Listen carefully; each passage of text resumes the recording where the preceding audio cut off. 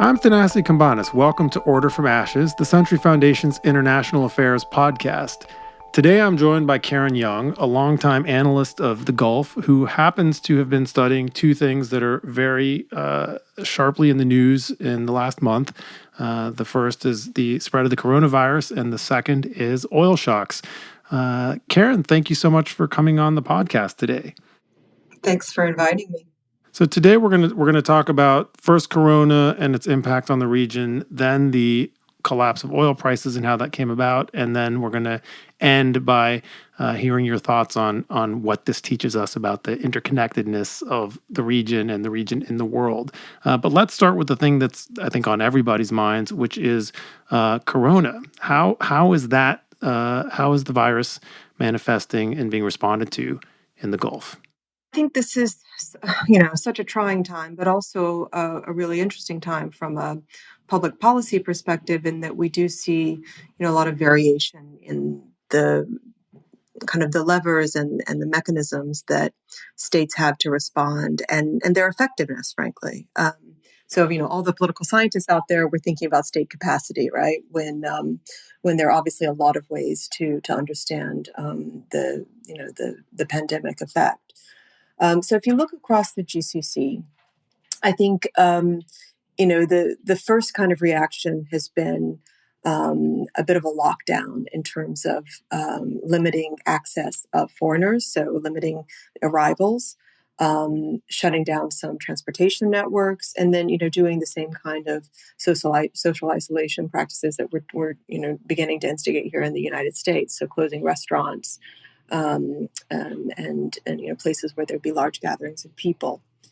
But this has been done, in some places at a different speed than others. Of course, the big failure is everyone has looked at Iran, and Iran has been the sort of point of contagion for much of the GCC. And so Bahrain felt a lot of this first, and had, of course, also a political response in which they very much blamed the Iranians for sending people back who were infected.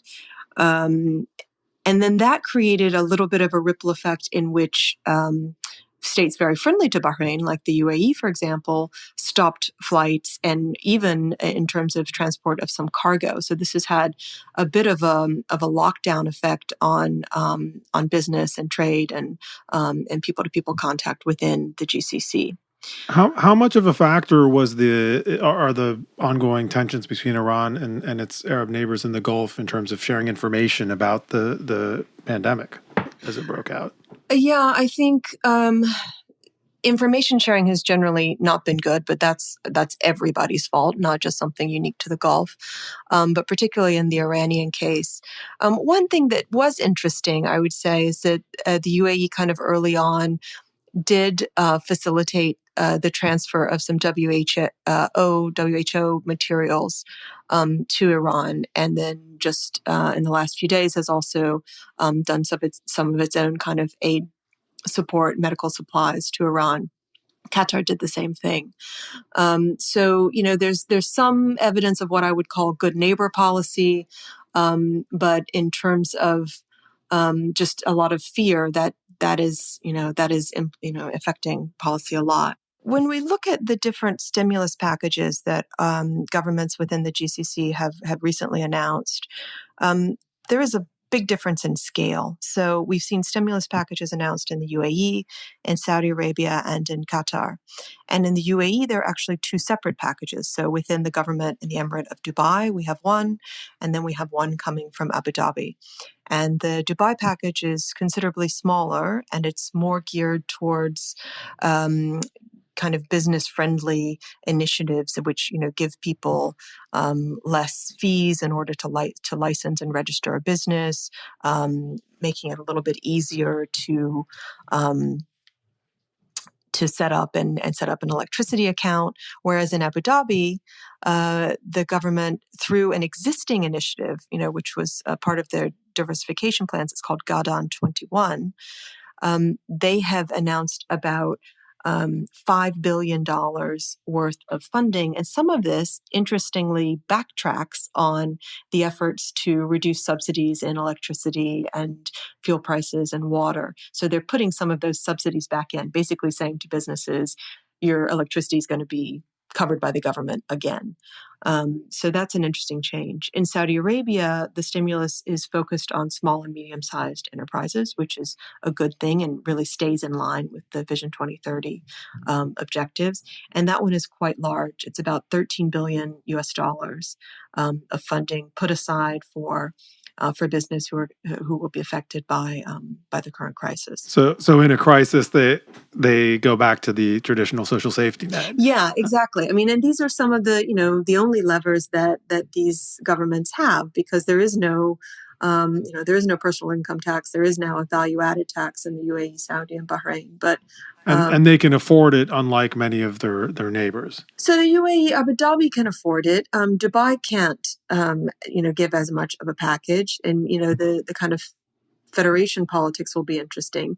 Saudi Arabia's stimulus package, I think, is probably the smartest one in terms of the staying on track with the diversification goals, in that they have announced a package that is for small and medium-sized enterprises, so some relief to businesses. How quick were these monarchs to realize the severity of the epidemic and start taking measures? Were they as slow as our government in the United States, or were they any faster? Yeah, probably a little faster, because they've already done it. But they also began to feel the effects before we did, because of their linkages and closeness to Iran, and really to China, which is a whole other issue. But so we're seeing efforts. So in terms of restricting who can come in and out of the country, and what the government can do to try to support what little bit of the private sector there is that's active. Tell me a little bit about actually how severe the epidemic is in the region. I mean, I have a sense from what I followed and read, including work of yours, of just how profoundly this has disrupted Iran, and it seems that Iraq is also in high up in the upward curve of proliferation of cases and starting to take extreme measures like declaring a curfew, nationwide curfew, and the like. So how severe is it, and how disruptive has it been to life in the wider region? This also is, sort of how we're feeling in the U.S. It's very hard to tell because, of testing and because of, government information flows. So it could be that there are many more people who are ill with the virus and we just don't know about it. We're not seeing the same sorts of media coverage of hospitals being completely overrun with cases and not being able to properly take care of people. That what's happening in Iran, we're not seeing that in the GCC states. That's not to say it's not possible. It's just that we don't know about it, or it hasn't happened yet.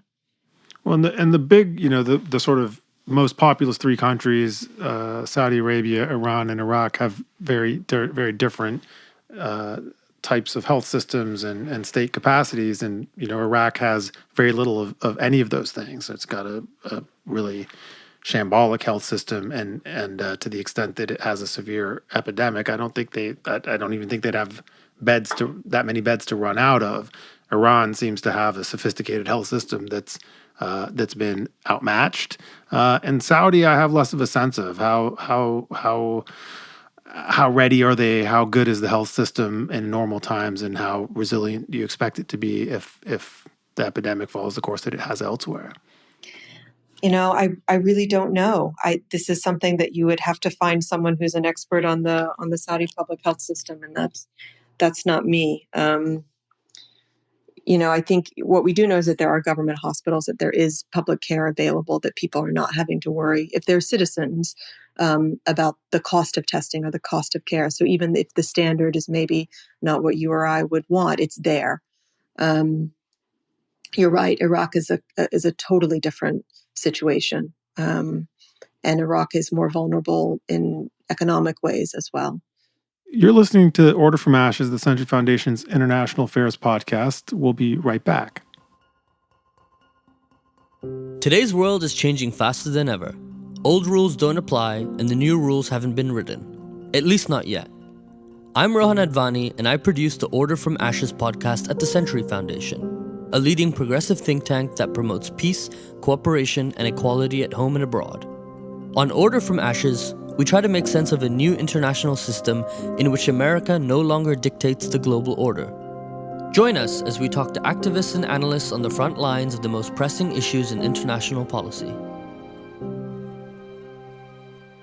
Hi, I'm Thanasi Kambanis. I'm here with Karen Young, and we've been talking about the coronavirus COVID-19 outbreak as it's played out in the Gulf. And we're now going to turn to a second systemic shock that has taken place in the last 2 weeks, which seems unbelievable how much has happened. Tell us, Karen, what happened to oil prices and why? We have to put this in the context of really where we've been for the last 5 years. So since late 2014, we've been experiencing real structural changes to global energy markets. And this, was brought on by the shale revolution in the United States and by, production of shale oil and tight oil all over the world. And so we have had an increase in supply. We never met that peak supply moment. We've got plenty of oil. And we had a bit of a slowdown in demand, mostly from the Chinese economy. We're looking back now to kind of early 2015. And that was brought on for different reasons. China was still growing, India still growing, but they've had a real also diversification in their own energy mix, right? The way that they have been building power plants and kind of shifting away from dirty oil-fired plants to more LNG plants. So, these are some reasons why oil demand and prices started softening 5 years ago. Now, the way that OPEC members and other oil producers in what became known as OPEC Plus tried to mitigate this price fall was an agreement that was reached in late 2016, in which OPEC Plus another set of members, including Russia and Mexico, decided on producing less and trying to even out the market a bit. So they got prices back into a range where governments were relatively comfortable. They're still, across many oil producers in the Middle East, very well below their break-even prices, but in the $50s to $60 per barrel range. And what happened in the last couple of weeks, there was another meeting of OPEC plus Russia on March 6th, in which the participants failed to agree to continue those restraints on production. And this has created a flood, an oil flood to markets. And the Saudis took it a bit further. They decided, okay, fine, if we can't reach an agreement on how to all, restrain ourselves, we're going to go all out in terms of production. And we're going to ramp up production more than we've done in the past, really more than anyone thought was possible, aiming for up to about 13 million barrels per day. And they're also bringing oil out of storage. There has been a lot of oil in storage over the last 5 years because prices were not so high. And so this has been just an absolute shock to markets. And, it comes in coordination, unfortunately, with a major decline in demand, especially from China because of the COVID epidemic or pandemic, we would say now. So it's a bit of a double shock. And that's why we're seeing prices, dipping even below $30 a barrel, which is, some oil analysts would say we're not even done yet. We haven't hit the floor. So what's the aim of this? I've heard the analysis that from Russia's perspective, this is useful because it can either hobble or destroy the competition from shale producers in the United States and put them later on in a better market position. Is that also the thinking for Saudi Arabia? Is there some other reason from Saudi's perspective to do this? Yeah, I think the same logic that they had in the beginning of 2015 is kind of taking hold again, and that it's a bit of a price war. And one objective would be, yes, to get the shale producers out of the market, because shale is generally more expensive to produce. But the thing about shale production is that it can be turned on and off more easily than, say, the kind of production that we see in the Middle East and in the Gulf. So that's one objective. The other objective is market share. So this is particularly the feud between Saudi Arabia and Russia. They share basically their main customers, and these are customers in Asia. So India, China, South Korea, Japan. And so I think the Saudi strategy is to make Russia share some of this pain, and to produce cheaply. There is an argument that if oil prices, if demand can pick up, if we get through whatever is happening to the global economy right now, if we can avoid a world recession or come out of it by the third quarter or the beginning of 2021, that Saudi Arabia would be well positioned to be, a very large and strong producer because their cost of production is so low, and that they would be able to maintain relationships with their number one and two customers, particularly in China, by selling them so cheaply now that they would get that kind of bounce back when things start improving, and basically by volume, selling a lot, even if cheaply. Once prices go up, they're going to be making a lot of money. So that's the logic of what they're doing right now. But that depends on things turning around. And I don't think there's anyone who watches the global economy right now who can tell you for certain when things are going to get better. We're all trying to figure out when things stop getting worse. So they're gambling on this short-term shock not causing a long-term depression, because if it does, then they're going to be hurting as much as everyone else. And it's interesting to hear what you say too, because it seems, if I understand correctly, that what began as a sort of joint Saudi-Russian gambit against the other people in OPEC Plus then turned into a sort of Saudi-Russia race to the bottom, that whichever one of them survives with a greater market share emerges on top. But that seems like a high-risk game for those two countries in particular. It really is. And so then it becomes about who has more reserves to hold out longer, who can access more debt, or who can, withstand the pain from a citizenry which is unhappy with whatever measures have to be taken. And Russia and Saudi Arabia, these are well-matched rivals in this respect. They both have strong reserve positions. They both are, countries with the ability to repress their populations. But Aramco is kind of in a league of its own, and Russian oil producers are nominally, more private entities, so to speak. Tell me how this is going to affect Saudi Arabia's relations with its neighbors. I'm thinking in particular about Iraq, but you can expand on this. I mean, for Iraq, which had budgeted, Iraq in a very fragile position even before the COVID-19 outbreak, budgeting on a price of $60 a barrel, suddenly facing half that, and as far as I see, maybe unable to be solvent as a state. I mean, they're going to have to do some kind of huge catastrophic cuts at a time when they were already living hand to mouth. Is this an issue for Saudi Arabia? Will it be, how will this affect its leverage in the region, its relations in the region?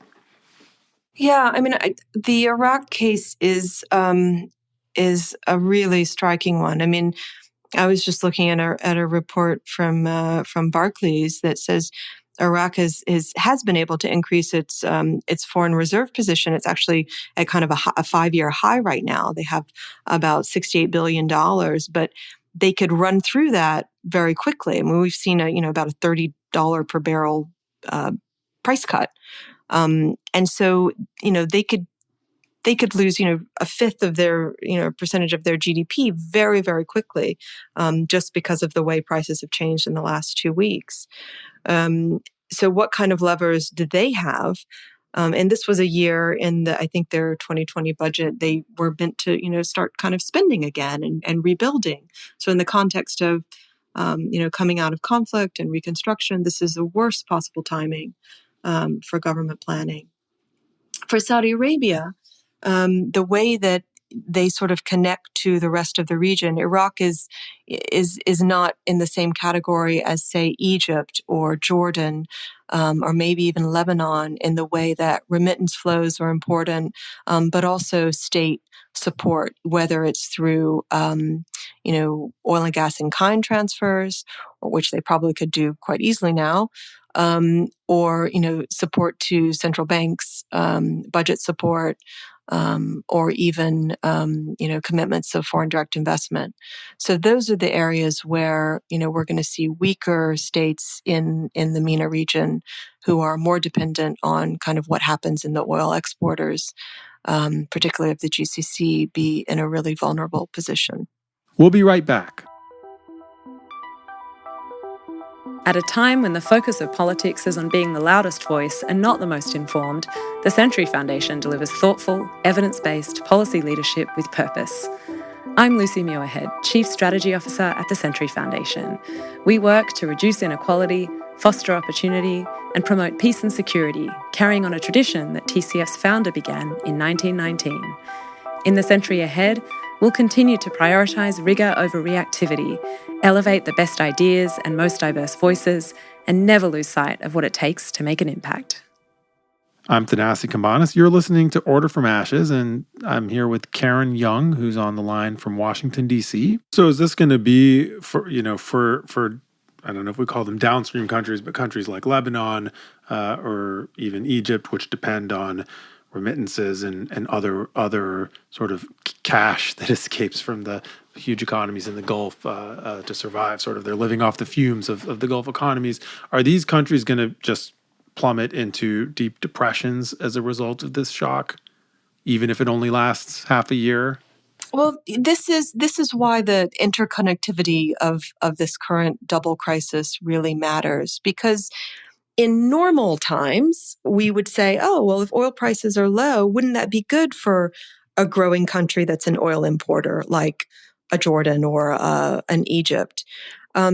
And many economist analysts now are saying, well, not so fast, right? Because the other things that bring in economic activity to these places are also not doing so well.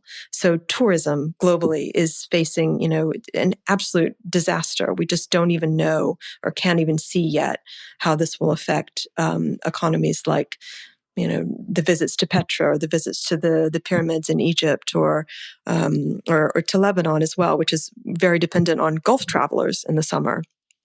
So, that doesn't look so good. The other, kind of options where you might see low oil prices, making airfare cheaper or making manufacturing inputs cheaper, it's not really going to help if there's no economic activity whatsoever. So is it correct to think of the MENA region as one of the most interconnected and interdependent globalized parts of the world economy? Yes and no. I mean, trade activity within MENA is appallingly low. So they are interconnected and dependent, but not in the ways of dynamic economies. And mostly this is because, they're, especially in the oil exporters, that's kind of their one game in town. They don't have a lot of other manufacturing or exports to produce. And you'll see even, within North Africa, there's not a lot of trade between neighbors. But then an enormous amount of labor exchange and, of course, an enormous amount of trade with external partners, whether it's China or Europe for food and manufactured goods. Right. So the linkages are more really about people, their remittance flows, their family connections, depending on all kinds of right now even refugee flows and people really depending on those neighborhoods to help take care of them.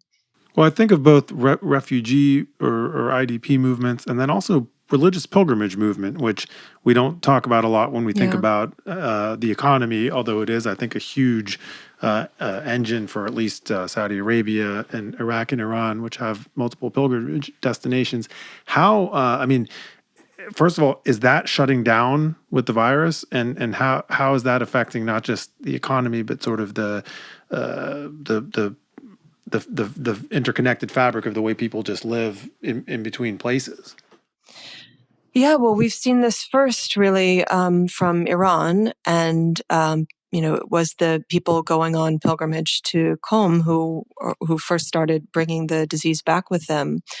And we certainly then saw it go to Saudi Arabia, where we've had Umrah shut down.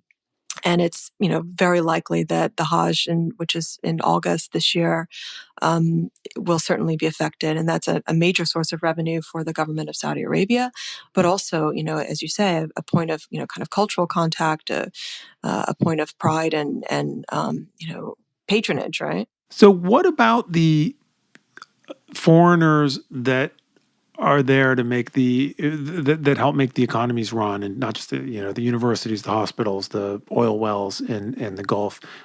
Is there a reaction to this, either to the epidemic or to the political strains caused as a consequence of this crisis, these twin crises, to expel these foreigners, or are they sort of still welcome because they're necessary? Well, I mean, this all is happening in the midst of a whole lot of diversification efforts, in the last 4 years, to nationalize certain sectors for citizens only, employment for citizens only. We're seeing restrictions on the UAE has announced it will not issue any new visas, so they're not going to be inviting new workers in now. Oman has closed its borders to all foreigners with the exception of GCC nationals. Is it letting the ones who are there stay?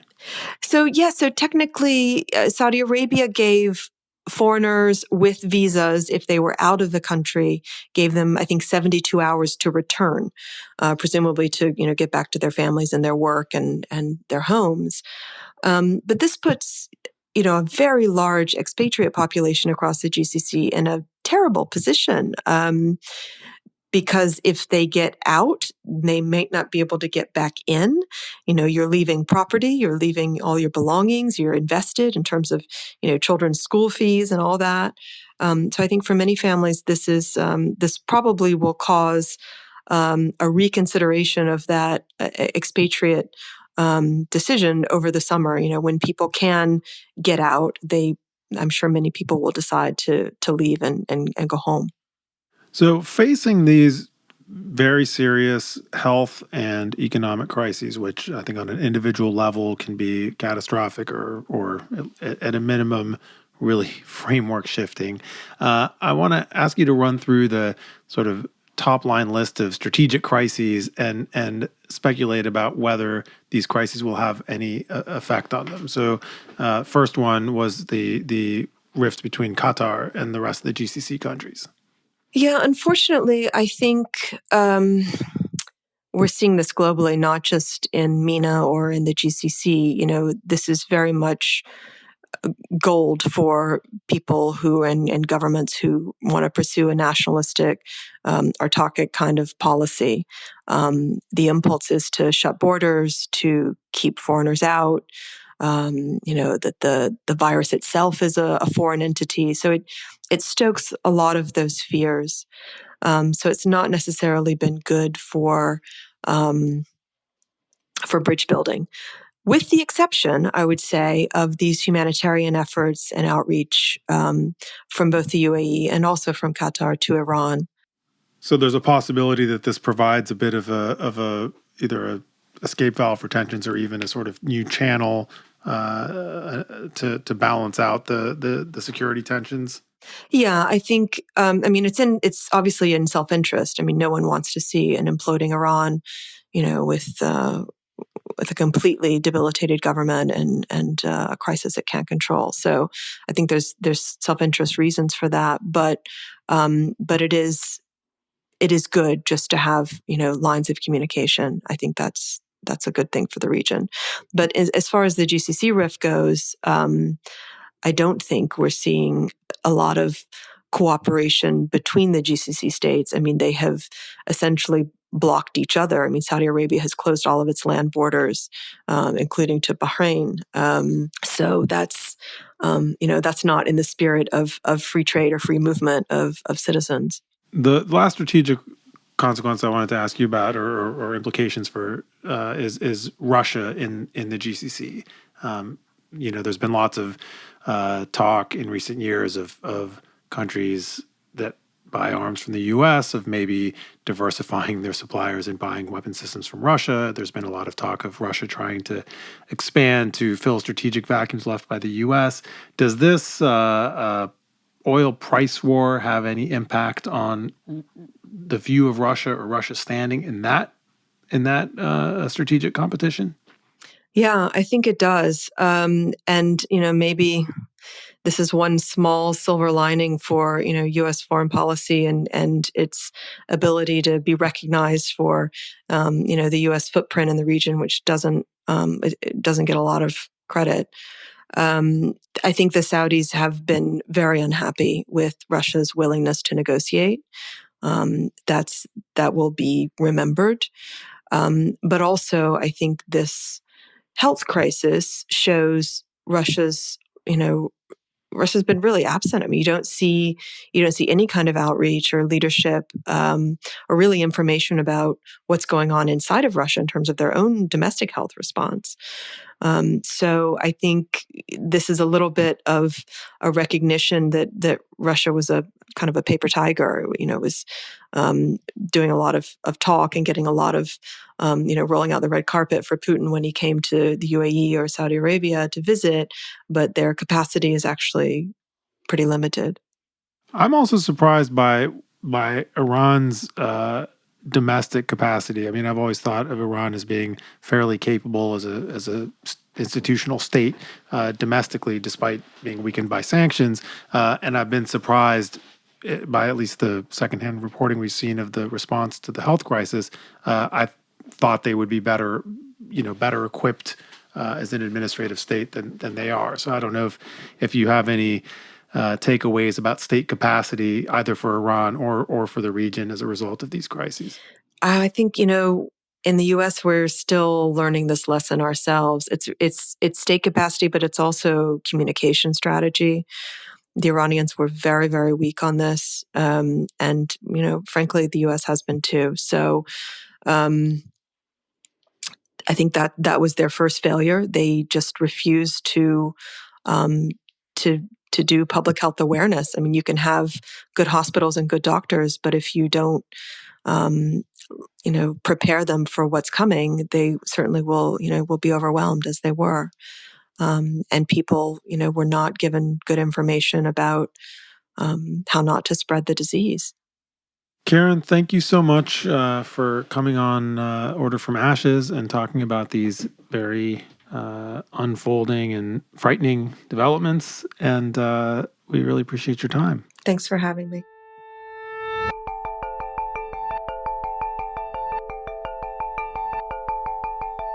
Thanks for joining us. I'm Thanasi Kambanis. You might have noticed our new name, Order from Ashes. If you enjoy what you heard, please rate us and leave a review wherever you get your podcasts. It'll make it easier for other listeners to find us and help us keep producing these conversations. Thanks for listening. Until next time.